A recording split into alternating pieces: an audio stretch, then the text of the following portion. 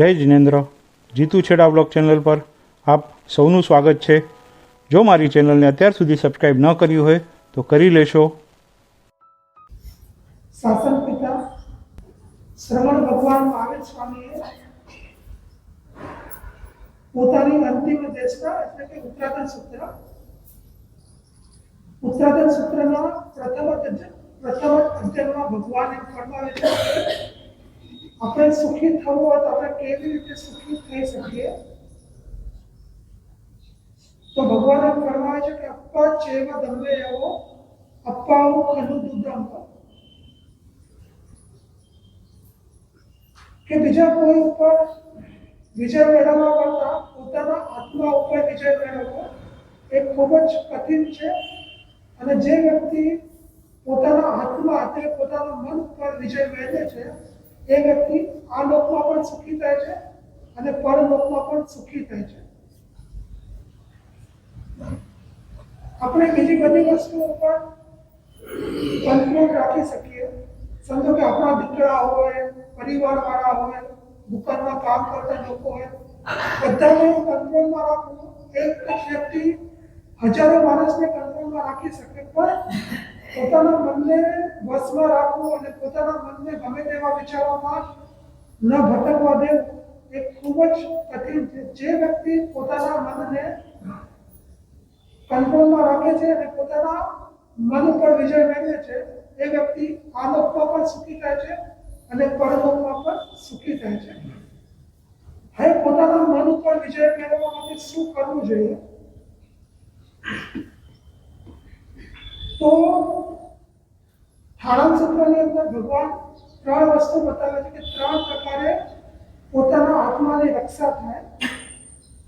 એટલે કે વ્યવહારિક જીવનની અંદર આપણને ઘણા બધા એવા પ્રસંગો આપણા નજર સામે આવતા હોય છે। પ્રસંગોમાં આપણે પોતાના આત્માની રક્ષા કેવી રીતે કરી શકીએ? તો પહેલા નંબરની અંદર ભગવાન બતાવે છે કે ધમ્મી આએ પદિત ચોરણાએ પદિત જોઈતા હોય।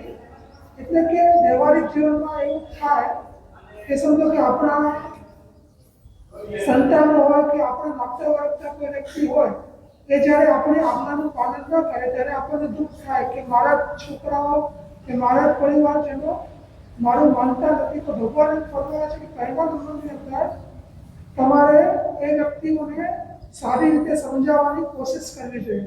ઘણી વખત એવું થાય કે આપણે સમજ્યા વગર જ એના ઉપર ગુસ્સો કરી રાખીએ, પણ ભગવાન એમ ફરમાવે છે કે પહેલા નંબરની અંદર કે એને સારી રીતે વારે ઘડીએ સમજાવવાની કોશિશ કરવી જોઈએ। હવે આપણે વારે ઘડીએ પ્રેમથી સમજાવીએ છતાં પણ માને નહીં। હવે સમજો કે ઘણી વખત એવું થાય કે આપણે બહુ બધું પ્રેમથી સમજાવતા હોય છતાં પણ માને નહીં, તો બીજા નંબરની અંદર ભગવાને ફરમાવે છે કે તુસ્સે લીએ વાસિયા એટલે કે મૌન ધારણ કરવું જોઈએ। ઘણી વખત એવું થાય કે આપણે ગમે તેટલું સમજાવીએ છતાં પણ કોઈ આપણી વસ્તુ માનવા માટે તૈયાર ન હોય તો શાંતિથી ઉભા જોયા કરવાનું, ના કાંઈ બોલવાનું કે ના કોઈ રાગ દ્વેષ કરવાનું। ઘણી વખત એવું થાય કે આપણે મૌન રહીએ ને તો બધી વસ્તુઓ એમને દૂર થઈ જાય, પણ આપણે જે બોલીએ તો વચ્ચે કાંઈક ને કાંઈક ઝઘડા કે ક્લેશનું કારણ બને। તો બીજા નંબરની અંદર ભગવાને ફરમાવે છે કે જ્યારે એવો પ્રસંગ પડે કે જ્યારે તમે કોઈને સમજાવી ન શકો તો ત્યારે તમારે શાંતિથી મૌન રાખીને જે પણ થાય એ જોયા કરવું જોઈએ। ઘણી વખત એવું થાય કે આપણે સમજાવી પણ ન શકીએ અને મૌન રાખીએ તો આપણને વધારે દુઃખ થાય કે આપણી નજરની સામે આવું ખરાબ દ્રશ્ય ઉત્પન્ન થાય તો આપણને પણ એવું થાય કે આ બધું મારાથી જોવાશે નહીં। તો ત્રીજા નંબરની અંદર ભગવાન ફરમાવે છે કે ઉઠિતવા આયાએ એકંત મવક્કમ છે કે જ્યાં ક્લેશનું વાતાવરણ હોય, જ્યાં ઝઘડાનું નિમિત્ત બનતું હોય એ જગ્યા પરથી ઉઠીને તમારે બીજી કોઈ જગ્યા પર ત્યારે જવું જોઈએ। જેવી રીતે કે સમજો કે અહીંયા બે વ્યક્તિ ઝઘડા કરે છે અને ત્યાં આપણે ઊભા જોયા કરીએ છીએ, આપણને દુઃખ થાય છે કે અહીંયા આવું થાય મારાથી જોવાતું નથી, તે જગ્યા સુધી આપણે ચાલીને બહાર નીકળી જવું જોઈએ। એટલે જો આપણે બહાર નીકળી જઈએ તો આપણને એ ઝઘડાનું નિમિત્ત આપણને ક્લેશ કે કંકાસ ઉત્પન્ન કરાવી શકે। તો ત્રણ વસ્તુ છે। પહેલા નંબરની અંદર કે તમારે કોઈ વ્યક્તિને સમજાવવાની કોશિશ કરવી જોઈએ। બીજા નંબરની અંદર જો કોઈ વ્યક્તિ આપણું માને નહીં તો શાંતિથી મૌન ધારણ કરવું જોઈએ. અને ત્રીજા નંબરની અંદર આપણે મૌન પર ધારણ ન કરી શકીએ તો એ જગ્યા ઉપરથી આપણે ઉઠીને ચાલે જવું જોઈએ. તો આ ત્રણ પ્રકારે આપણે આપણા આત્માની રક્ષા કરી શકીએ છીએ. પણ થાય કેવું કે આપણે હંમેશા એવું વિચારીએ કે બીજા લોકોએ આમ કર્યું એટલે મારા સાથે આમ થયું, જો એ લોકોએ આમ ન કર્યું તો મેં પણ આમ ન કર્યું. એટલે આપણે સતત મનમાં એ વિચાર કરે કે એને મને કીધું એટલે મેં કીધું, જો એને મને ન કીધું હોત તો મેં પણ ગુસ્સો ન કર્યો. આપણે લોકો હંમેશા એ વિચારીએ કે બીજા લોકોએ આવું કર્યું એટલે મેં આવું કર્યું. પણ આપણે એવું નથી વિચારતા કે બીજા લોકો આખી દુનિયામાં છે ને આપણે જોઈએ ને તો 90% નહીં તો 95% જ્યાં પણ જઈએ ને ત્યાં કાંઈક ને કાંઈક ખોટું જ થતું હોય છે. અને આપણે જ્યાં જઈએ ને ત્યાં બધી બાજુથી આપણને કાંઈક ને કાંઈક મિસ્ટેકો, કાંઈક ને કાંઈક ભૂલો, કાંઈક ને કાંઈક ખામીઓ દેખાય જ કરે. અને આપણા મનમાં પણ એવું થાય કે અહીં આમ ન હોત તો આમ હોત તો સારું થાય.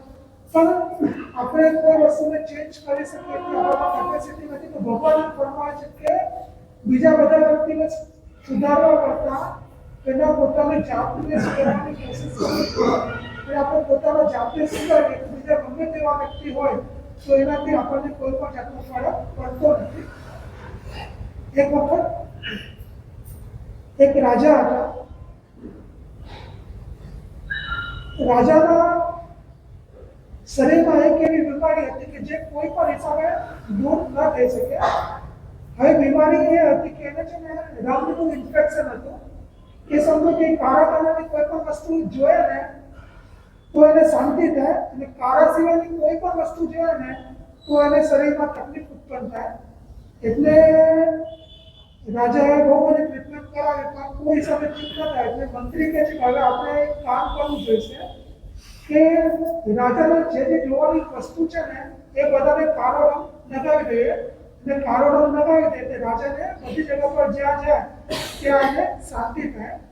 એટલે મંત્રીએ જે કલર કામ કરવાવાળા હતા બધાને બોલાવ્યા અને બોલાવીને કીધું કે રાજાનો મહેલ છે, રાજાનો જે આવવા જવાનો રસ્તો છે, રાજા જે જગ્યા ઉપરથી પસાર થાય છે એ બધી જ વસ્તુઓ ઉપર કાળો કલર લગાવી રાખો. એટલે પેલો કલર કામ કરવાવાળો બધી જગ્યા પર કાળો કલર લગાવવા લાગી ગયો. હવે આપણે એક મકાન ઉપર જો કાળો કલર લગાવવો ને તો એ લાખો રૂપિયાનો ખર્ચ થાય. એટલે એ ટાઈમે એક નાનકડો છોકરો પસાર થયો. એટલે નાનકડો છોકરાને કહે છે મંત્રીને કે તમે એક રાજાની બીમારી માટે આખા નગરના બધા રસ્તાને કાળા કલર કરશો, બધા ઘરના દિવાલોને કાળા કલર કરશો, કેટલું મોટું ખર્ચ થશે. એના કરતાં જો તમે મારી વસ્તુ મારો ને તો ઓછા ખર્ચામાં બધી વસ્તુ થઈ જશે. એટલે મંત્રી ઓલા છોકરાને કહે છે કે તને શું ખબર પડે, અમે કેટલી બધી જાતની વિચારણા કરી ને વિચારો કર્યા પછી છેલ્લે આ નક્કી કર્યું કે બધી જગ્યા પર કાળો કલર કરવું છે. તો તને કાંઈ ખબર ન પડે, તું ચાલે જા. એટલે પેલો છોકરો કહે મને તમે એક જ ચાન્સ આપો, બસ થોડોક ટાઈમ આપો, થોડા ટાઈમમાં તમારો બધો રસ્તો. પણ મંત્રી એની વાત માનવા માટે તૈયાર નથી. પણ રાજા ત્યાં બેઠા બેઠા એ સાંભળે છે. રાજાને લાગે છે આપણે એને કોઈ ચાન્સ તો આપીએ. એટલે રાજા એ છોકરાને કહે છે કે તારે જે કરવું હોય એ તું કર. એટલે પેલો છોકરો કહે મને 15 મિનિટનો ટાઈમ આપો. અને 15 મિનિટ પછી એ છોકરો દુકાનમાંથી એક ચશ્મા લઈ આવે છે કાળા કલરના. અને કાળા કલરના ચશ્મા લઈને રાજાને કહે છે કે તમે ચશ્મા લઈને પહેરી રાખો. અને પછી રાજાએ ચશ્મા પહેરી લીધા. અને પછી જ્યાં નજર કરે ને એ બધી વસ્તુ આવી દેખાય અને કોઈ જાતની રાજાને તકલીફ ના થાય. અને બધી જ તકલીફ દૂર થઈ ગઈ. જો રાજાએ આખા દિવાલ ઉપર કલર કરાવ્યો તો કેટલો ખર્ચ કરવો પડે. એના બદલે એક ચશ્મા પહેરી લીધી તો એક ચશ્મા પહેરવાના કારણે રાજાની બધી જ બીમારીઓ દૂર થઈ ગઈ. રાજાની બધી જ તકલીફ શાંત થઈ ગઈ. એવી જ રીતે આપણા જીવનની અંદર પણ એવું થાય છે કે આપણે બધાને સુધારવાની કોશિશ કરીએ કે બધા લોકો સુધરી જવા જોઈએ. પણ બધા લોકો જ્યારે સુધરે નહીં ત્યારે આપણા મનમાં સતત એવું રહ્યા કરે કે હું કેટલું બધું બધાને સમજાવવાની કોશિશ કરું છું પણ કોઈ માનતું નથી. તો ભગવાન એ ટાઈમે કહે છે કે એ ટાઈમે બધાને સમજાવીને સુખી થવા કરતાં પોતે જ સુધરી જાય તો એ વ્યક્તિ સુખી થઈ શકે છે. તો ઉત્તરાધ્યાય સુધારવા પર ભગવાન એમ જ કહે છે કે બીજા કોઈ પણ વ્યક્તિને સુધારવા કરતા પહેલા પોતાના મન ઉપર પોતાના આત્મા ઉપર વિજય મેળવવો જોઈએ અને જે વ્યક્તિ બીજાને સુધારવા માટે પોતાના આત્મા ઉપર વિજય મેળવવા માટે વધારે પ્રયત્ન કરે છે એ વ્યક્તિ આ ભાવમાં પણ સુખી થાય છે અને પરભાવમાં પણ સુખી થાય છે. તો આપણે પણ જે સુખી થવું હોય તો આપણે પણ પોતાના આત્મા ઉપર વિજય મેળવવો જોઈએ.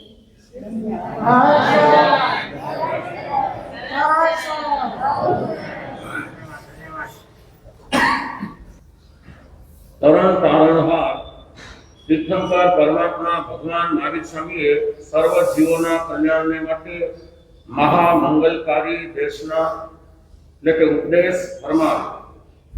તે પરમાત્માની દેશના એટલે આપણા અત્યારે એમના જે શાસ્ત્રો 32 આગમ છે, 11 અંગ, 12 ઉપાન, 4 મૂળ, 4 છેદ અને 32મું આવશ્યક સૂત્ર. આમ બોલાય કે 32નું પણ હકીકતમાં પહેલું આવશ્યક છે.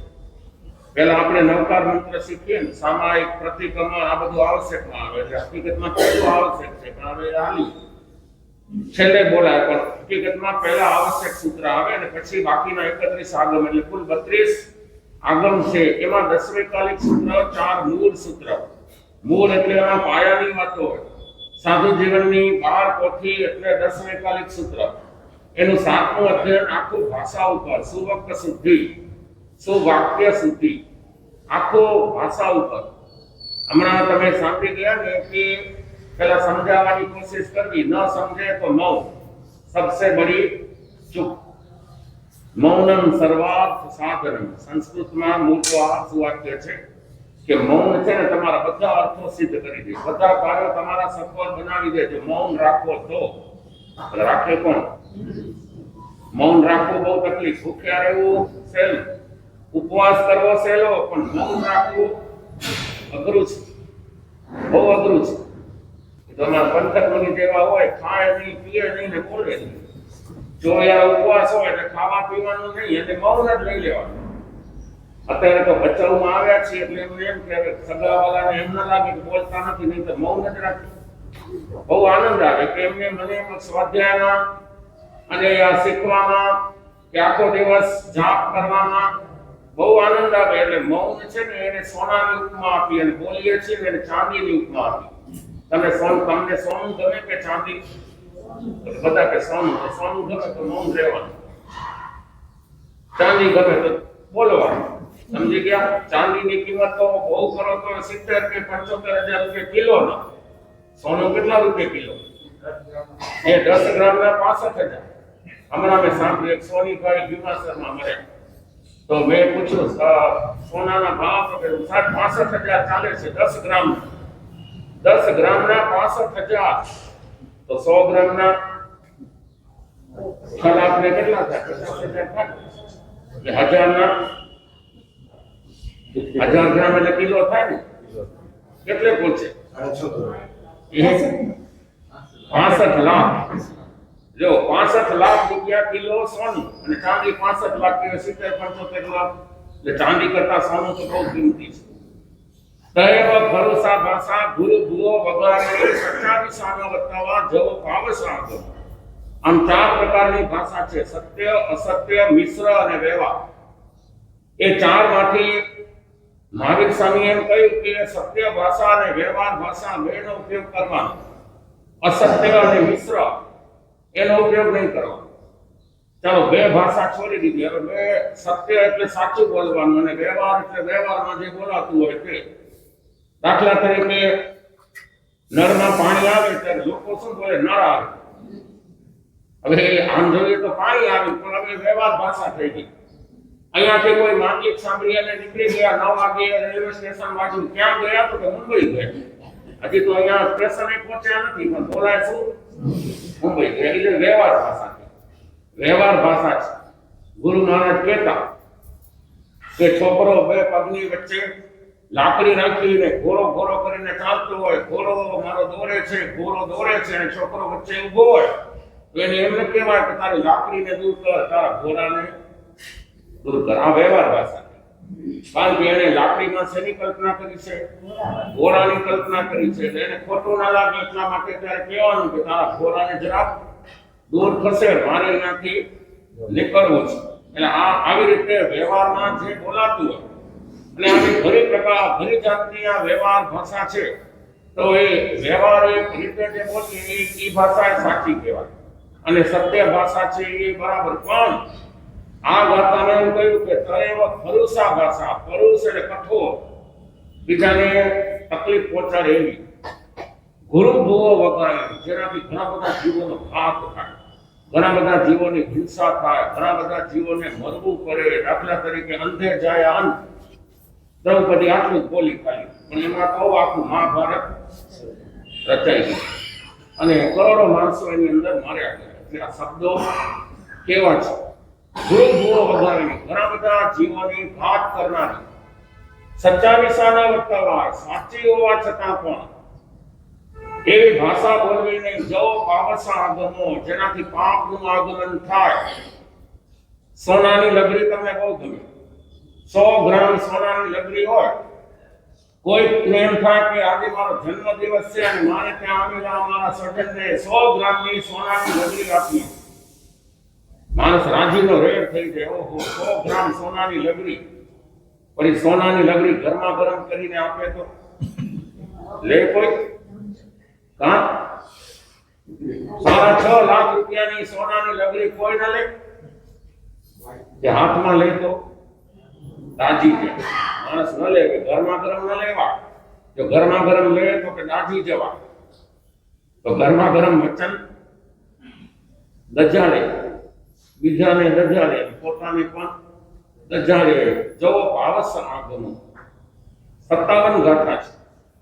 આ 7મા અધ્યાયની 10 સૂત્રમાં 57 ગાથા, અને એમાં કેવી રીતે બોલવું એ બધું ભગવાને આપણને શીખવ્યું છે. શા માટે? કે આ જીભનો ઉપયોગ સૌથી વધારે મનુષ્યો કરે છે, તિરંજો નથી કરતા. જો આ ગાયો, ભેંસો, આ ઘોડા, એ લોકો બોલે છે.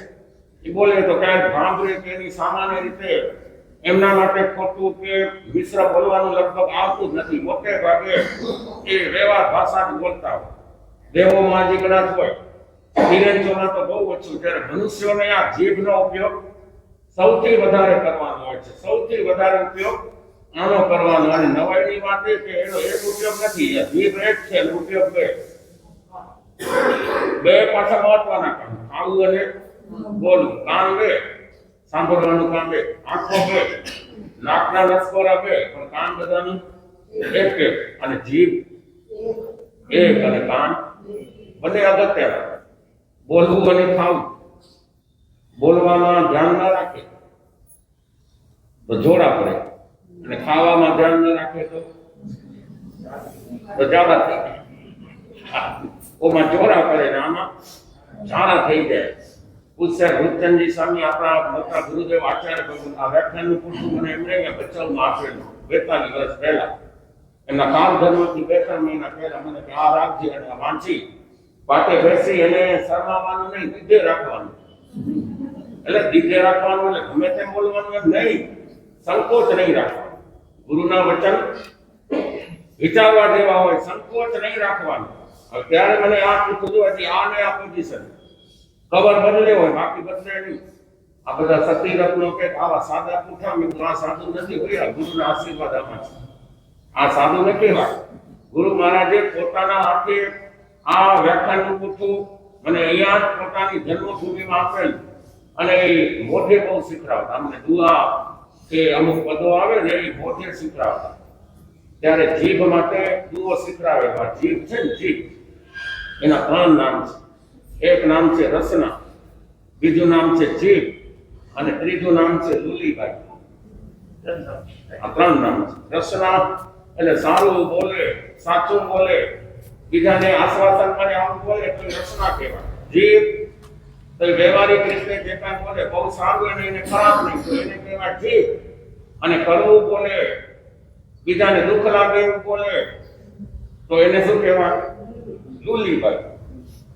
અને ત્યારે આ દુઓ શીખવાડ્યો હતો કે આલી લુલી જીભરી, આલી લુલી જીભરી બોલે આર કંપાન, પોતે બોલી અરજી રહે ખાસના ખાય પપ્પા. પોતે કેવી હોશિયાર, બોલીને છુપાવી દે, અને માર કોને કરે? કપાળને પડે કાં એકબીજાને બોલતા હોય એ સંભાળીને બોલજે નહીં તો તારા દાંત પાડી દઈશ દાંત બોલે છે કે જીભ બોલે છે પણ મારે શું કહે કે તારા દાંત હાલે બિચારા દાંત તો મજૂરી જ કરે કાંઈ કરવાનું હોતું નથી ટેસ્ટ કોણ કરે તો કે જીભ કરે અને છતાંય બોલીને પાછી અંદર સંતાઈ જાય આગળ કોને કરી દે દાંતને કરી દે આલી ડુંગળી જીભ કરી બોલે આર પંપા ગમે તેવું બોલે પોતે બોલી અડધી રહે પોતે બોલી અને અડધી એટલે છુપાઈ જાય અને ખાસણા થાય કપાળ ખાસણા એટલે જોડા કોને મળે આ કપાળને મળે એટલે લુલીબાઈનો મતલબ કે જે તે બોલે ગમે તેવું બોલે કડવું બોલે કઠોર બોલે બીજાને દુઃખ લાગે એવું બોલે તો એ જીભને લુલીની ઉપમા આપવામાં આવી તો ભાઈ આ જીભ એમાં બે છે જો સામે અહીંયા સુવાક્ય છે આ વિકટનામાં યુનિવર્સિટીની સામે છે સુવાક્ય પંચાયત છે સુવાક્ય છે શું છે શબ્દો છે ને મધમાખી જેવા છે હા એમાં મધ જેવી મીઠાશ છે અને કાંટા જેવો ડંક પણ છે બહુ સરસ આ સુવાક્ય કાલે મેં વાંચ્યું અને આ બહુ સરસ લખ્યું છે કે આ શબ્દો મધમાખી જેવા છે મધમાખીમાં એની પાસે મધ પણ છે અને કાંટા પણ છે એ પેલા જૂનું સ્થાનક હતું ને પાછળ ગલેરીમાં પાછળથી જવાતું અને એકવાર મને અહીંયા મધમાખી કરડી હતી અઢી દિવસ ભૂલાય નહીં બાવનનો કાંટો હારો બાવનનો કાંટો વાગે ને તો એની પીડા તો એકાદ દિવસમાં મટે પણ મધમાખી કરડે તો અઢી દિવસ સુધી એની વેદના થાય પીડા થાય સમજી ગયા શબ્દો કેવા છે મધ જેવા જો મધ જેવા શબ્દોનો ઉપયોગ કરીએ તો જીવનમાં મધુરતા આવે અને કાંટા જેવો ઉપયોગ કરીએ તો કાંટા થાય પરણીને દીકરી સાસરે આવે એટલે પહેલેથી બધા કીધેલું બધું ધ્યાન રાખજો સાસુજી શબ્દો આ વાત પહેલાની છે હવે તો સમય બદલ્યો છે હવે સાસુઓનો દબદબો ગયો હવે કોનો ચાલે છે મેં રસોઈમાં 4 વર્ષ પહેલા વ્યાખ્યાનમાં સાસુજીઓ ઉપર થોડા કટાક્ષ કર્યા છે વ્યાખ્યાન પૂરું થયું એટલે બેન કે ગુરુ મહારાજ વ્યાખ્યાન સારું પણ ટોપિક બદલવા જેવો છે મેં કીધું કેમ તો કે અમારો જમાનો પૂરો થઈ ગયો હવે અમારો જમાનો નથી હવે કોનો છે હવે વહુઓનો છે 100 દાડા સાસુના ને 1 દાડો વહુનો હવે 1 દાડો વહુઓનો ચાલે છે બહુ લાંબો દાડો છે ક્યારે પૂરો થશે કહેવાય નહીં હવે સાસુઓ ડરીને રહે છે બોલી વાતમાં ધમકાવે કે બહુ કરશો તો જતી રહી છે હવે આ પહેલાની વાત છે કે સાસુઓની જે છાપ એમાં વહુ પરણી અને સાસરે આવી ધીમે ધીમે કામમાં ને બધું બરાબર સેટિંગ થઈ ગયું ઘરમાં કોઈ ઊંચે સાથે બોલતું નથી પણ એના મનમાં જે ઓલું હતું એ જરા રહ્યા કરે કે કદાચ કઈ ભૂલ થઈ ગઈ અને સાસુજી કઈ બોલ્યા તો પણ ક્યારે સાસુ કાંઈ બોલતા નથી અને આજે કોઈક મહેમાન આવવાના હતા તો કે 3 લીટર દૂધ ગરમ કરીને એમાં કેસર બદામ પિસ્તા એલચી ખરી સાકર વગેરે નાખીને તૈયાર કરજે વહુએ દૂધ તૈયાર કર્યું ખબર હતી કે મહેમાન આવે એટલે થોડી વારમાં એમને ગરમા ગરમ આ એક ગ્લાસ દૂધ અને નાસ્તો ને આ બધું આપવાનું તૈયાર કરી મહેમાનોના સમાચાર આવી ગયા કે બસ અમે આવી રહ્યા છીએ 5 મિનિટમાં અમે પહોંચીએ છીએ હવે ટોપ હતો એ ગરમ જે કરેલો હતો એક સાઈડમાં મૂક્યો અને પછી બહુ બીજું કામ કરવા માટે જરાક આગળ ગઈ માં સાડીનો છેડો પેલા ટોપને લાગી ગયો ને ટોપ આખું ધોરાઈ ગયું એટલે દૂધ બધું ધોરાઈ ગયું ગરમ હજી એમાંથી ધુમાડા નીકળી રહ્યા હતા એવું દૂધ ધોરાઈ ગયું એટલે સાસુજી દોડી અને ટોપને સીધો કર્યો અને હસીને મોઢું મલકાવીને કહે છે બહુ બેટા દાજી નથી ને તું દાજી નથી ને ધ્યાન રાખજે બેનો સંભળાય છે ને મારી વાત મેં ખાલી આટલા શબ્દો કહ્યા દાજી નથી ને એને વહુને એમ થયું ઓહો મને તો એમ હતું કે મારા સાસુ મેળા મારશે હું તો એમ બોલ્યો ચપ્પર પગી ધ્યાન રાખતી નથી કેટલું નુકસાન થયું અહીંયા આપણે મુપત્તી બાંધીએ અને ઘરમાં બાપો મારી કરીએ મુપત્તી અહીંયા બાંધીએ અને નવકાર મંત્રના જાપ કરીએ અને ઘરમાં બાપો મારી કરીએ તો ભગવાન કોઈ દી રાજી થાય એ ધર્મ કોઈ દિવસ ફરે આ બચાવના બહેનોની તો વાત નથી, આ તો આપણે જનરલ વાત કરી રહ્યા છીએ કે જુઓ સાસુજી એમ કહે છે, બહુ બેટા તું દાઢી નથી ને ધ્યાન રાખજે, અને જરાવારમાં દૂધ સાફ થઈ ગયું, કાંઈ જાણે બન્યું નથી, અને વહુની આંખો ભીની થઈ ગઈ. ઓહો, મને તો એમ હતું કે મારે મેણા ટોણા સાંભળવા પડશે, એના બદલે મારા સાસુજીએ કહ્યું કે વહુ બેટા તું દાઢી નથી, બસ આટલું જ, અને પોતે બધું સાફે કરાવે છે, ત્યારે કાંઈ બન્યું નથી, બીજું દૂધ આવી ગયું અને થઈ ગયું, ગરમે થઈ ગયું, બધું થઈ ગયું. માનો કે ગમે તેવા શબ્દો બોલવાથી દૂધ પાછું આવે, એ ઢોળાયેલું દૂધ પાછું આવે, પણ એક વખત કરવા વચનો મોઢામાંથી જો નીકળી ગયા, સામેવાળાને લાગે તો બહુ એની અસર બહુ ખરાબ, એટલી બધી ખરાબ કે જલ્દી કોઈ ભૂલી શકે નહીં. એટલે જબ બોલો તબ મીઠા બોલો, જ્યારે બોલો ત્યારે મીઠું બોલો, મધુર બોલો, તોડી તોડીને બોલો. તુલા તુમારી હૈ, અધિક નહીં તો કમ મત તોલો.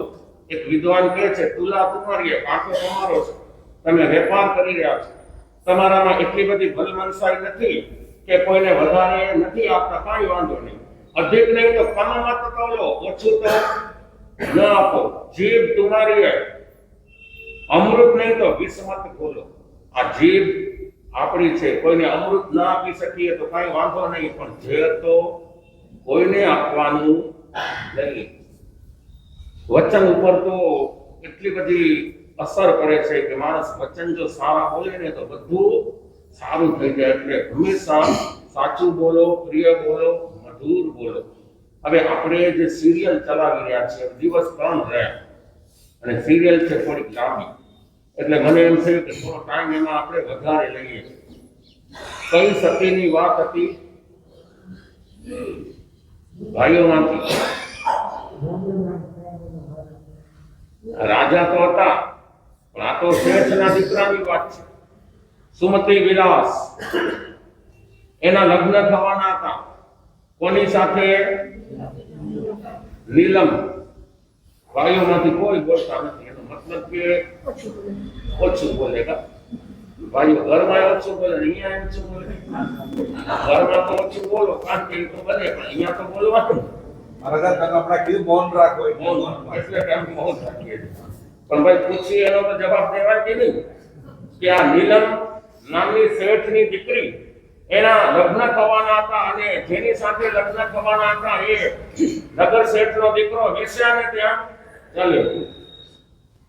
મુનિમજી ગયા, અપમાનિત થવું પડ્યું. શેઠ ગયા, નગર શેઠ તો દીકરાએ ના પાડી દીધી.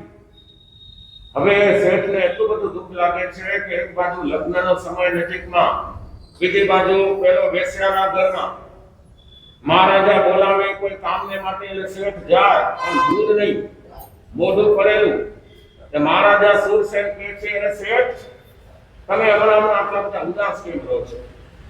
કઈ તમને ચિંતા છે, કઈ ટેન્શન છે? એ તો ચાલ્યા કરે, આ સંસાર છે, એમાં ટેન્શન તો રહ્યા જ કરે, ચિંતા તો રહ્યા જ કરે. પણ એવી કઈ ચિંતા છે? મને ખ્યાલ છે તમારા શેઠ, તમારે તો બધું સારું છે, ભગવાનની મહેરબાની છે, તમે બધી રીતે સુખી સંપન્ન છો. આ તમારા દીકરાના લગ્ન થઈ ગયા કે નહીં? અને આ વાત સાંભળીને શેઠનું મોઢું ઓર પડી ગયું અને આંખમાં આંસુ આવી ગયા. અરે પણ શેઠ શું છે? બસ આ છે મારો દીકરો, એને તો પેલી કામલતા વેશ્યાએ પરાવી લીધો છે, એ તો ત્યાં જ રહે છે. એક બાજુ અમે લગ્ન નક્કી કર્યા છે. સારંગપુરના સોમદત્ત શેઠ, એની એકની એક દીકરી આ નીલમ, એની સાથે નક્કી કર્યું છે, અને આ બાજુ અમારો દીકરો તો વેશ્યામાં એવો પાગલ થઈ ગયો છે કે ત્યાં જ રહે છે, અને બીજું કાંઈ દેખાતું નથી. અને હું તો એવો મૂંઝાઈ ગયો છું કે ધરતી જગ્યા આપે તો અહીંયા સમાજમાં મોઢું બતાવવાને લાયક થયો નથી. રાજા કહે છે, જુઓ શેઠ, મને આ વાતની ખબર નહીં, તમારે વહેલું કહેવું હતું, કાંઈ વાંધો નહીં, હવે મને કીધું ને, હું ઓલી વેશ્યાને બોલાવીને એને બરાબર કરું છું. તમારો દીકરો તમને પાછો અપાવું, ઓને તમે કોઈ શિક્ષા નહીં કરતા, કાંઈ આપણને એ જરૂર નથી, પણ મારો દીકરો આવી જાય, જાન જોડીને અમે જઈએ, એના લગ્ન થઈ જાય. મને વિશ્વાસ છે કે મારી પુત્રવધુ બનીને આવનારી આ નીલમ એ એટલી દેખાવડી, સંસ્કારી અને ગુણિયલ છે કે એને જોયા પછી કદાચ પેલી વેશ્યાને ભૂલી જાય. મારી એવી ઈચ્છા છે કે અમારી ખાનદાનીમાં આવું ક્યારે કોઈએ કર્યું નથી, પણ આ બધા કર્મની લીલા, આ મોહનીય કર્મ ભલભલાને ભાન ભૂલાવે એવું અમારા ઘરની અંદર બની ગયું છે. મહારાજાએ તરત જ કામ લેતા વેશ્યાને બોલાવી અને વેશ્યા હાજર થઈ ગઈ. રાજન હુકમ કરો, આ શેઠ નગર શેઠના દીકરાને તે કેદ કર્યો છે? નહીં, બિલકુલ નહીં. ખોટું બોલે છે નહીં, છે મારે ત્યાં છે, કેદ નથી કર્યો, એની સાથે મેં લગ્ન કર્યા છે. કોને પૂછીને?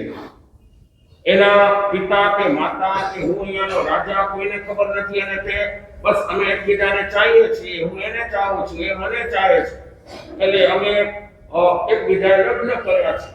અને એમાં પૂછવાનું શું હોય? ના, એ ખોટું કહેવાય, આવી રીતે ન ચાલે. હવે હકીકતમાં એ વેશ્યા હતી ને રાજ નર્તકી હતી. નૃત્યાંગનાઓ આગળના જમાનામાં થતી ને, રાજ તરફથી એને એક રાજ નર્તકીનું બિરુદ મળેલું જો એના લગ્ન નક્કી થયા છે. આવા જ એક શેઠની દીકરી નીલમની સાથે સારંગપુરમાં એની જાન જવાની છે અને આ તારે ત્યાં છે. શેઠની આબરૂનો એક પ્રશ્ન છે, એટલે અત્યારે એને તારે છૂટો કરવો જ પડશે. મારો હુકમ છે, છૂટો કરવો જ પડશે. જે રાજન, જો તમે બળજબરી કરશો તો હું ઝેર ખોરી અને મારું જીવન પૂરું કરીશ અને તમારી રાજ નર્તકી કાયમ માટે આ દુનિયામાંથી વિદાય લઈ લેશે. રાજા કહે છે, અરે પણ હું તને શું કહું છું કે એકવાર એને તું છૂટો કર. લેડીસો પાસે આ મોટી કરાવ મરવાની ધમકી આપે. મને એવું નથી લાગતું કે તમારામાંથી કોઈ આવું ક્યારે સાંભળ્યું હોય. ક્યારે સાંભળ્યું હશે કે કોઈ બોલે નહીં, નાનકમાં ના બોલે. પણ મને એમ લાગે છે કે આવી ધમકી ન આપે એ ભાગશાળી, ન આપી હોય તો એ ભાગ્યશાળી. બાકી તો ક્યારેક ને ક્યારેક આ શું છે કે ગુસ્સો આવી જાય અને એને ખબર હોય મરે કોઈ નહીં, બોલે એ મરે, પણ ખાલી ધમકાવવાની વાત હોય. 65મી કરા કહેવાય, 64મી કરા નથી, 65મી કરા છે. લટકી કહે છે કે આ તમારી રાત લટકી વિષ ખોરીને આપઘાત કરશે. અરે હું એમ નથી કહેતો, તું એને અઠવાડિયા માટે મુક્ત કર, એના લગ્ન થઈ જાય પછી આવતો રહેશે તારી પાસે. તો રાજન, તમે બંધાવો છો, આ હું તને વચન આપું છું કે એના લગ્ન થઈ ગયા અઠવાડિયામાં એ તારે ડાયરેક્ટ આજે તું એને છૂટો કરે તો આજથી કરી અને 8 દિવસમાં એ તારી પાસે આવી જાય. એટલે પેરીને થયું કે ઠીક છે, હવે મહારાજા આપણા મોટા અન્નદાતા કહેવાય, એમનું માન રાખવા માટે મારે આટલું તો કરવું પડશે. એટલે એને હા પાડી, પણ સાથે કહ્યું કે જુઓ રાજન, 8ના બદલે જો 9 દિવસ થયા અને વધારે સમય જો થયો તો મારું મૃતદેહ મારા મરદા સિવાય આપને કાંઈ નહીં મળે. રાજા કહે છે, તથાસ્તુ, મારું વચન છે કે 8ના 7 દિવસ થશે પણ 9મો દિવસ નહીં થાય. આ સુમતી વિલાસ તારે ત્યાં પાછો આવી જશે. જા. એટલે પેલી કામ લગતા આવી પોતાના ઘરે અને સુમતી વિલાસને કહે છે કે મહારાજાએ હુકમ કર્યો છે, તમારા લગ્ન થવાના છે અને મહારાજાનો હુકમ છે, આ બહુ આનાકાની ન કરાય. તમારા પિતા નગર શેઠ છે, એમની આબરૂનો પ્રશ્ન છે, એટલે આજે તમે જાઓ. સુમતી કે મારે લગ્ન કરવા નથી, મેં તો હવે અહીંયા જ નક્કી કરી લીધું ને આપણે સાથે જ રહીએ છીએ. તો વાત બરાબર છે, પણ કેટલીક વાર આપણે વડીલોનું માન પણ રાખવું પડે. મહારાજાએ આટલું બધું કીધું છે, બાજી બગડે નહીં, એના માટે તમે એકવાર જઈ આવો. અને મેં વચન લીધું છે અઠવાડિયામાં 8 તો વધારેમાં વધારે તમારું કામ પતી જાય, લગ્ન થઈ જાય અને તમે આવતા રહો, આપણને કોઈ વાંધો નથી. સમજાવી મનાવી અને પેલાને છૂટો કરે છે. કામલતાની આંખમાંથી આંસુએ પડે છે. સુમતી વિલાસ કહે છે કે જો મારા 3 દિવસ પછી લગ્ન છે, ચોથે કે 5મે દિવસે હું પાછો આવતો રહીશ. અને આ બાજુ શેઠને સમાચાર મળી ગયા કે મહારાજાના કહેવાથી મારો દીકરો પાછો આવે છે. એટલે બધાને ઘરમાં શાંતિ થઈ અને ખરેખર સુમતી આવ્યો તો ખરો પણ મન વગર આવ્યો. માતા પિતા બેન પરિવાર વાળા બધા તૈયારીઓ કરે છે. જાન જઈ રહી છે. મહારાજાએ 25 સૈનિકોએ ને સાથે મોકલ્યા, કારણ કે મોટી જાન છે, ઘણા બધા દર દાગીના અને વસ્ત્રો વગેરે લઈને જવાના હોય રસ્તામાં કોઈ દુખે નહીં એના માટે. અને સાથે આ નગર શેઠ સદાફર હતા ને એટલા બધા દયાળુ અને દાનેશ્વરી કે એમણે મહેતાજીને ઘણી બધી વસ્તુઓ, સ્વરૂપચંદ મુનિમજી હતા, એને ઘણી બધી વસ્તુઓ આપી. કે જો રસ્તામાં જે કોઈ દીન દુખી આવે, ગરીબો આવે, એને આપણે દાન આપવાનું છે, બીજાના આંસુ લૂછવાના છે, બીજાના દુઃખો દૂર કરવાના છે. આ કામે તમે કરજો, કારણ કે મારે ત્યાં એક સારો પ્રસંગ છે. આ એકનો એક દીકરો છે, એના લગ્ન થાય છે અને શેઠની એવી ઈચ્છા છે કે ભાઈ દાન પુણ્ય કરવાથી કંઈક સારું પરિણામ પણ આવે. અને ઉદાર દિલના હતા, ઘણું હતું અને વાપરવાથી કોઈ ખૂટતું નથી. યાદ રાખજો, વાપરવાથી વધે છે. કેમ? તો કે વાપરવાથી પુણ્ય વધે અને પુણ્ય વધે એટલે લક્ષ્મી પુણ્યાનુસારીણી. લક્ષ્મી પુણ્યને અનુસરીને આવે છે. લક્ષ્મીનું પૂજન કરવાથી લક્ષ્મી નથી આવતી. યાદ રાખજો, પુણ્ય બાંધો, દાન કરો, દયા ભાવ રાખો, કોઈના આંસુ લૂછો તો ઓટોમેટિક તમને મળવાનું છે. અત્યારે પણ જે આપણને મળ્યું છે ને, પૂર્વે વાવીને આવ્યા છીએ તો જ મળ્યું છે, અને વળી પાછું વાવશું તો મળશે, અને નહીતર કાંઈ નહીં મળે. દરિયો નીચે અને વાદળ ઊંચે. આમ કેમ? એ વાદળા ઊંચે અને દરિયો નીચે. એનું કારણ તમને ખબર છે? હા, વાદળ વરસે છે. વરસે છે એટલે આપે છે, એટલે એ ઊંચે છે, અને દરિયો સંગ્રહ છે. એ સંગ્રહ કરે એ ઊંચે રહે અને આપે એ ઊંચે રહે. સમજી ગયા તમે? બસ આ વાદળ અને દરિયાને યાદમાં લેવાનું. સંગ્રહ કરીને જે રાજી થતા હોય ને એને યાદ રાખવાનું કે દરિયાની જેમ નીચે જ રહેવાનું, એટલે એની દુર્ગતિ થાય. અમર શેઠ ક્યાં ગયા? અને શાલીભદ્ર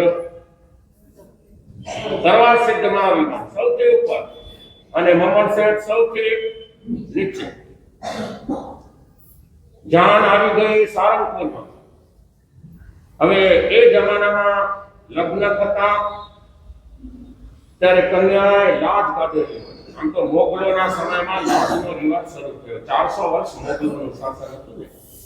આપણે અહીંયા 76-77 વર્ષ આઝાદીને થવા આવ્યા. એના પહેલા 150 વર્ષ અંગ્રેજો હતા, અને એનાથી પણ અમુક વર્ષો પહેલા કુલ 400 વર્ષ મોગલ શાહી, મુસ્લિમ બાદશાહો. એટલે એમના સમયમાં આ લાજનો રિવાજ શરૂ થયેલો. એટલે જેના લગ્ન થતા હોય એ દુલ્હન એટલે જે કન્યા હોય લગભગ મોઢું એનું ઢાંકેલું હોય. ચોરીમાં તમે જોજો હસ્તમેળાપનો કાર્યક્રમ હોય પહેલાના જમાનામાં. હવે તો લાજવાજ છે, હજી આ દરબારોમાં છે, ઘણી જ્ઞાતિઓમાં છે.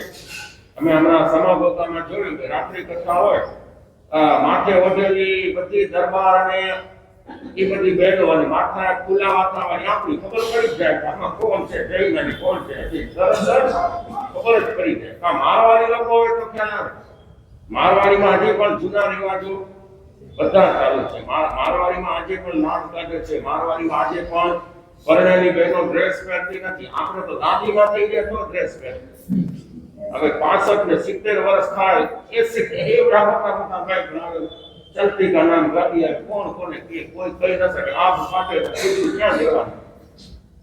હવે ઓલો જે સુમતિ વિલાસનો મિત્ર હતો ને સ્વાર્થી, એનું નામે સ્વાર્થી, એને નીલમને જોઈ લીધી.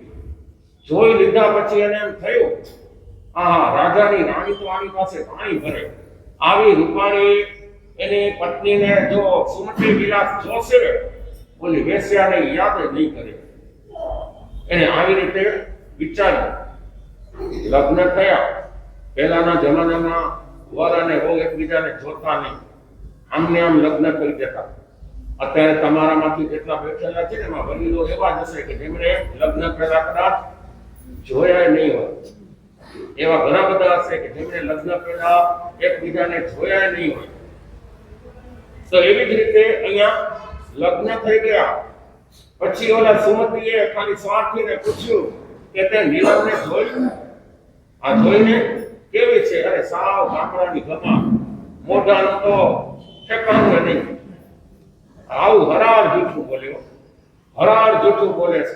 એટલે પેલાને કોઈ આકર્ષણ જ ન થાય એવી આખી એને વાત કરી. પણ આને એમ કે જે હોય તે મારે એની યાર ક્યાં લેવા દેવા છે. આ તો મા બાપના માન ખાતર, મહારાજાના વચન ખાતર જે કાંઈ કરવાનું હતું એ મેં કર્યું છે, મારે કોઈ એની ચિંતા કરવાનું કોઈ કારણ નથી. અને થઈ ગયા લગ્ન અને પાછા આવી ગયા જાનને લઈને પાછા કૌશાંબીમાં. ઘરે આવ્યા એટલે બધા વધાવે, વહુને વધાવે. ઘરે આવ્યા પછી નીલમને બધા જોઈ, બધાને થયું કે ખરેખર એક કહેવત છે ને કે પુત્રના લક્ષણ પારણામાં અને વહુના લક્ષણ પારણા. ઘરમાં પગ મૂકે અને વહુ પોતાના સાસુ સસરાને પ્રણામ કરે, એટલે કે પગે લાગે. પગે પણ કઈ રીતે લાગે કે ચરણને સ્પર્શ કરી અને રજ માથે ચડાવે. હવે તો પગે લાગવાની સિસ્ટમ એ બદલી, આમ ને આમ કરે, હવામાં ઉડાને અડીને બસ થઈ ગયું, પગે લાગી ગયું. આ કઈ રીત છે કે તમારા કપડા નહીં બગડે, જરા નમો તો ખરા.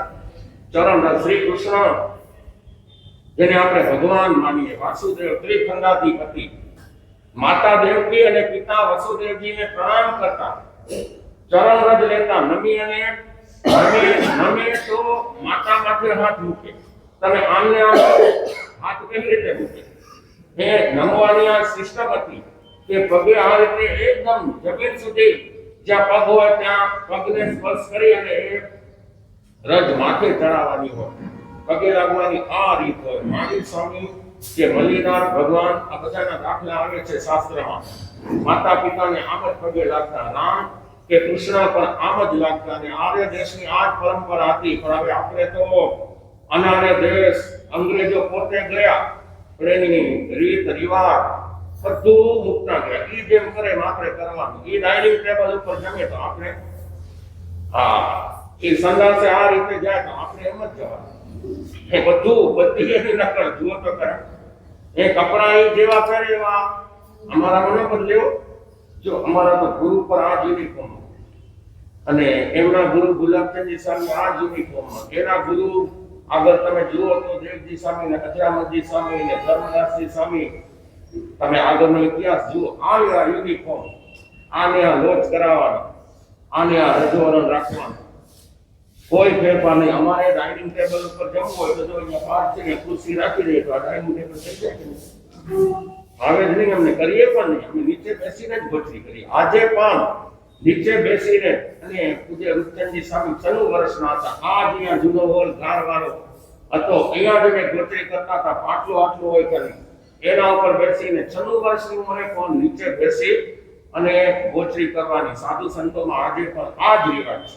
અને તમે બધા તો સ્ટેટસ વાળા થઈ, નીચે બેસીને ભોજન ન કરાય. ખાલી ભોજન નહીં, બધી બાબત. જો પહેલાના વડીલો પાઘડી પહેરતા, પાઘડી ગઈ, ટોપી પહેરતા, ટોપી વાળા એક રામજીભાઈ ગયા, બાકી ટોપી ગઈ. પછી લેંગા જપા, લેંગા અને આ ઓપન શર્ટ, આ મનસુખભાઈ તો જે દેખાય. પછી પેન્ટ અને શર્ટ, આ જીલુબા બાપુ છે ને, કેશવજીભાઈ આવે છે, મામજીભાઈ ઘણા બધા જુઓ જૂના છે. પછી પેન્ટ અને શર્ટ, પછી પેન્ટમાં પણ ઓલી જીન્સ પેન્ટ પહેરે. અને હવે ફાટેલું, હવે નક્કી રાવ ચાર ઠેકાણે ફાટેલું. પહેલી વાર મુંબઈમાં પેન્ટ ક્યાં ફરી ગયો કે શું થયું? ના મારા સાહેબ તો ફેશન છે. એ તમારું ફેશન, આવી ફેશન. પેલા તો ખેતરોમાં ને વાડીમાંથી ક્યારા વાળતા ને ઈ આવી ફેશન. ક્યારા વાળે ને મજૂરી કરે એ આવી પેન્ટો, આ પૈસાદારના દીકરા અને દીકરીઓ ચાર ઠેકાણે ફાટેલી હોય એવી પેન્ટો પહેરીને આવે. આપણને જોઈને શરમ આવે કે આવા કપડા તો આ તો કે મોંઘા આવે, આ તો કે ઓલા કરતા કે મોંઘા આવે. એટલે ફાટેલા કપડા આવે. આવું તે કઈ હોય ને મારે કેવા કપડા આવે તમે જુઓ, આપણને એમ લાગે કે આવી રીતે કઈ ફેશન. હવે આ નીલમ સતીની આપણે વાત કરી રહ્યા છીએ કે પેલો રાત્રે આવ્યો તો ખરો, રાત્રે 10 વાગે માનું કાઢી અને સરકી ચૂમટી દીધા. એટલે એની માતા કે બેટા અત્યારે આવું છું માતાજીને પગે લાગે. અરે પણ તું માતાજીને પગે લાગવા જાય તો નીલમને સાથે લેતો જા. એ પહેલા જરા હું જરા જઈ આવું કરી અને નીકળી ગયો. એ રાત્રે 12 વાગ્યા સુધી આવ્યો નહીં. તો વળી પાછી એને યાદ આવ્યું કે મારે જવાનું તો ત્યાં હતું, બેસ્યા ને ત્યાં, પણ મેં કાંઈ લીધું નહીં. અને આ બાજુ રાત્રે બધા પોઢી ગયા, બધા સૂઈ ગયા. આખા દિવસના થાકને કારણે નીલમની સહેજ આંખ નીચાની ત્યાં ભાઈ રાત્રે આવ્યો અને એના પિયરમાંથી જે દાગીના મળ્યા હતા એની આખી પેટી ત્યાં જ પડી હતી. ભાઈની નજરમાં આવી, લઈ અને ભાગ્યો. સીધો ક્યાં ગયો? વેશ્યાને ત્યાં, કામ લતાને ત્યાં. પહેલા પોતાના માતા પિતાના જે દાગીનાને ચડાવવાના હતા એ લઈ ગયો. અને બીજી વાર નીલમના પિયરમાંથી જે બન્યા હતા એ પણ લઈ ગયો. અને સવારે ખબર પડી કે દાગીનાની પેટી ચોરાઈ ગઈ. ભાઈ આવ્યો નથી એટલે ખ્યાલ આવી ગયો કે એ તો પાછો પહોંચી ગયો. અને નીલમ જ્યારે જાગ્યો એના પહેલા એને સપના આવી. સપનામાં એને જોયું કે એનો પતિ એને તરછોડી અને વેશ્યાના ઘરે જાય છે. હાથ જોડીને કહે છે, તમારા જેવા ખાનદાન સંસ્કારી આ તમે ખોટે રસ્તે ન જાઓ, તમે અહીંયા જ રહી જાઓ. હું પરણી અને તમારે ત્યાં આવી છું. મારી વિનંતીનો સ્વીકાર કરો, પણ એને સ્વીકાર ન કર્યો. એને તરછોડી અને ચાલ્યો ગયો. એ જોઈને એની આંખ ખુલી. ઘરના બધા હાજર હતા. સાસુ બહુ સારા, નણંદ સારા, ભાભી ચા પાણી નાસ્તો. મને હમણાં આવું સપના આવ્યું. હવે એને ખબર નહોતી કે વેશ્યા ઘરે એવી રહેતા હશે, પણ ખરેખર સપનામાં સત્ય હતી. એને ભાસ થઈ ગયો કે આ પ્રમાણે ગયા છે. અને નગર શેઠાણીને કહે છે, જો જ્યારે એની જન્મોત્તરી બનાવી, જન્મપત્રિકા, ત્યારે જોશીએ મને કહ્યું હતું કે મને તો આના લગ્ન નહીં કરાવતા, નહીંતર એનું લગ્ન જીવન એની પરણેતરને માટે બહુ દુઃખદાયક. તો તમારે પહેલા કેવું હતું ને? શેઠાણી કહે છે, અરે હું તને પહેલા કહેત તો તું માનત નહીં, પણ આવી વાત તો તમારે કેવી જોઈએ કે નહીં? જો એને આપણને જોશીએ પહેલેથી જ કહ્યું હતું કે એનું લગ્ન જીવન એની પત્નીને માટે દુઃખદાયક છે. હા, એ ખરું. અને એના પછી હું એક વખત જંગલમાં ગયો હતો. આ શેઠ કહી રહ્યા છે કે મને નાની ઉંમરમાં થોડો શિકારનો શોખ. શિકાર કરવા ગયો હતો અને રસ્તામાં એક મુનિ, એક સંત મળ્યા. એ સંતે મને કીધું કે ભાઈ, જેવું તારામાં જીવ છે ને એવો બીજામાં હરણ છે કે સસલા છે કે બીજા પ્રાણીઓમાં એવો ને એવો જીવ છે ને કોઈને મારવા નહીં. સંતે મને ઉપદેશ આપ્યો. ત્યારથી મેં શિકારનું વ્યસન છોડ્યું, માંસાહાર છોડી દીધો. ઘણા બધા વ્યસનોનો મેં ત્યાગ કર્યો. મેં ધર્મનો સ્વીકાર કર્યો. અને ત્યારે એ ગુરુ મહારાજે મને કહ્યું હતું કે શેઠ, તમારો જે દીકરો હશે ને એ તમારા નામને કલંક લગાડશે, તમારા નામને કલંક લગાડશે. પણ એના જ્યાં લગ્ન થશે એ તમારી પુત્ર વધુ સાક્ષાત લક્ષ્મી કે દેવી સમાન, એને સહન ભરું કરવું પડશે, પણ એના થકી તમારા કુળનું નામ રોશન થશે. એ પણ મુનિરાજે કહેલું હતું. એટલે આ એ જ નીલમ છે જેના માટે આવી ભવિષ્યવાણી ઉચ્ચારાયેલી છે. નીલમ કહે છે, જુઓ પિતાજી, તમારી વાત ઉપરથી હું સમજી ગઈ કે એ અત્યારે વેશ્યાને ત્યાં રહે છે. અને ચાલો, આ બધા નસીબની વાતો છે. એના સાસુ કહે છે કે રહો બેટા, તમારો ભવ અમે બગાડી. નણંદ કહે છે, ભાભી, અમે બધા ગુનેગાર છીએ, તમારો ભવ અમે બગાડ્યો, બહુ ખોટું કર્યું. પણ નીલમ કહે છે, જુઓ, તમારો કોઈનો વાંક નથી. વાંક છે તકદીરનો, વાંક છે મારા કર્મનો. ગુરુ મહારાજે કહ્યું છે ને કે ભવિષ્ય સારું છે, શાંતિ રાખો, ધીરજ રાખો. તમે કોઈનું કાંઈ બગાડ્યું નથી. જે કાંઈ થયું છે ને કર્મને આધીન છે. બધું સારું થશે. આપણે ધર્મમાં શ્રદ્ધા રાખીએ અને ધીરજ રાખીએ. ધીરજના ફળ મીઠા. ધીરજ કરવી પણ એના ફળ બહુ મીઠા. એટલે આપણે શાંતિ રાખીએ. એટલે શેઠની આંખમાં આંસુ આવી ગયા. બહુ બેટા, ખરેખર અમે તો બધા ગુનેગાર છીએ, પણ તોય તમે કહો છો કે અમે બધા નિર્દોષ, તમે બધા નિર્દોષ. આ કર્મનો વાંક છે, મારા કર્મ રૂઠ્યા છે. તમે કોઈ ચિંતા ન કરો. ખરેખર અમને એમ લાગે છે કે એક બાજુ અમારા નસીબ કે આવી સુપાત્ર બહુ મળીને આવો કપાત્ર, આવો ગુલામગાર દીકરો. નહીં પિતાજી, આવું કઈ ન બોલો. આ બધા કર્મને આધીન છે. અત્યારે કર્મ ને કારણે એમને ખોટું સૂઝ્યું છે. બધું સારું થશે. તમે ધીરજ રાખો. હું તમને કહું છું ને, હું અહીંયા જ રહેવાની છું. મારે ક્યાંય પિયરમાં જવું નથી. હું અહીંયા જ રહીશ. તમે કોઈ ચિંતા કરો નહીં. એટલે શેઠને કહ્યું કે ખરેખર ગુરુના વચન સાચા છે કે તમારી પુત્ર વધુ બનીને જે આવશે ને એ તમારા કુળનું નામ રોશન કરશે. અત્યારથી દેખાય છે. આને કહેવાય વહુના લક્ષણ બહારનામાં. આને કહેવાય વહુના લક્ષણ બહારનામાં. જો એને શરૂઆતથી જ એના સંસ્કારો દેખાડી દીધા. અત્યારે તો લગ્ન કરીને આવે ને કે યુકેમાં ફરવા જવું છે ને અહીંયા જવું છે ને ત્યાં જવું છે ને આટલા રૂપિયા આપજો ને આમ કરજો ને તેમ કરજો ને એ આપણને એમ લાગે કે આ ક્યાં પહોંચ્યા છીએ આપણે. મા બાપને બિચારાને જ્યારે ઠીક છે ફરવા જાય તો 5-15 દિવસમાં આવીએ જાય, પણ પછી જ્યારે ડ્યુટી બજાવવાની વાત આવે ને ત્યારે હવે કે તમારા મમ્મી પપ્પા અરે મને નહીં ફાવે એમ કેવું ભાઈ. ત્યારે એને શરમ ના આવે કે જે મમ્મી પપ્પાએ આપણા માટે કેટલું કર્યું હોય એના માટે આવા શબ્દો બોલતા કોઈને વિચાર ના આવે. આટો જો આગળ વધે છે. હવે આજે 2 તારીખ તો થઈ, 3 અને 4 2 દિવસમાં કથા તો લાંબી છે પણ કાલથી આપણે 10 વાગ્યાથી ચાલુ કરી દેશું. સિરિયલ થોડીક લાંબી છે અને ખરેખર સમજવા જેવી, સાંભળવા જેવી અને એમાંથી ઘણી પ્રેરણા મળે એ જાતની આ સત્ય ઘટના છે કે જો જીવનની અંદર ઉતાર ચઢાવ આવે, ચડતી પડતી આવે, પણ એમાં માણસ જે સ્થિર રહી જાય અને ધર્મના સંસ્કારોને એ વખતે બરાબર પ્રેક્ટિકલ જીવનમાં લાવે તો રસ્તો તો નીકળી જ જાય છે. અને આ નીલમ સતી એની આખી જે આ વાત તમે સાંભળશો તો કાલ અને પરમ દિવસ હજી 2 દિવસ આપણે ટાઈમ થોડોક થોડું વ્યાખ્યાન ઓછું વાંચશું અને આ વધારે ચલાવશું. અને મને ખ્યાલ છે એ પ્રમાણે હવે લોકોને ફરસાણ જ બધું ભાવે, મીઠાઈ ઓછી ભાવે. ફરસાણ જેવું આ બધું અને પછી આ સત્ય ઘટના છે, પ્રેરણાદાયી આ ઘટના છે, એમાંથી ઘણું આપણને શીખવાનું મળશે. તો આજે 2 તારીખ તો થઈ ગઈ, હવે 3 અને 4 બસ 2 દિવસ રહ્યા છે. બચાવમાં તો પિયર છે, નૈતિક મુનિનો એક પિયર છે ને અમારું સવાયું પિયર છે.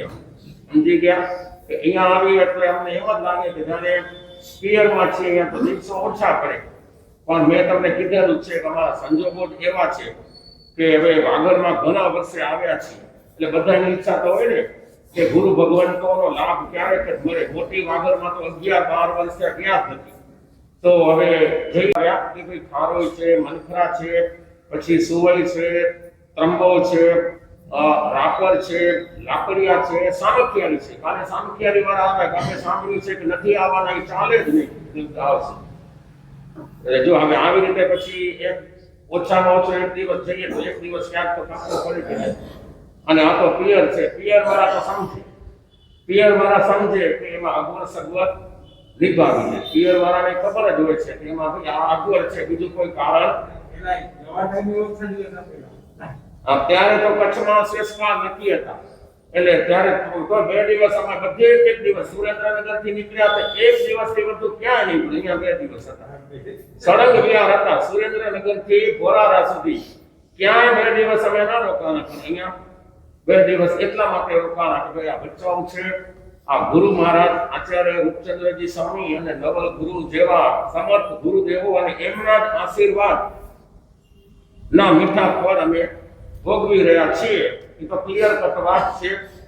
આની ગુરુની અમારા ચહેરા પણ અહીંયા, શિષ્યાઓ અહીંયાની, ભક્તો અહીંયા. આ તો ભાઈ આ ગામે તો જે આપ્યું છે ને એટલું કોઈ આપી શકે નહીં, ન ભૂતો ન ભવિષ્ય. એ તો યાદ રાખજો, બચાવીએ જે અમને આપ્યું છે એ ભવિષ્યમાં કોઈ આપી શકે એવું મને તો દેખાતું નથી. એ હકીકત છે. એટલે જ બચાવમાં અમે વધારેમાં વધારે રહીએ અને તમને એમાં આગ્રહ કરવો જ ન પડે. પણ અમારા જે સંજોગો છે એ તમને કહી દઈએ છીએ. આપણે તો સ્ટ્રેટ ફોરવર્ડ છીએ કે તમે ઘણી વિનંતી કરો અને અમે રોકાઈએ એવી કોઈ વાત જ નથી. સંજોગો અમારા આ પ્રમાણે નિર્માણ પામ્યા છે.